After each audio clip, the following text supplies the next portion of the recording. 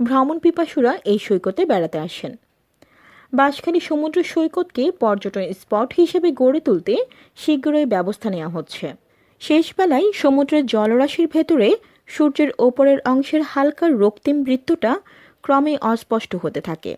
লাল বর্ণ রশ্মিবিহীন এই সূর্যটা পশ্চিম আকাশে নিয়ে আসে এক অপরূপ শোভা। আকাশের ক্যানভাসে আঁকা বৃহৎ আকৃতির সূর্য, নিচে সমুদ্রের নীল জল, সুদীর্ঘ বেলাভূমি, আর এরই পাশে ঘন সবুজ ঝাউবনের সমন্বয়ে বাঁশখালীর সমুদ্র সৈকত ফিরে পায় অপরূপ সৌন্দর্য। এই দৃশ্য কল্পনা সৌন্দর্যকেও হার মানাবে। এখানকার সবচেয়ে বড় আকর্ষণ হচ্ছে লাল কাঁকড়া। যদি খুব সকালে সৈকতে যাওয়া যায় তবেই দেখতে পারবেন ঝাঁকে ঝাঁকে লাল কাঁকড়া। সমুদ্রের ভেজা বালির উপর লাল কাঁকড়া দেখলে লাল কার্পেটের মতো লাগে। এই লাল কাঁকড়া সৈকতের সৌন্দর্য বাড়িয়ে দিয়েছে বহুগুণ।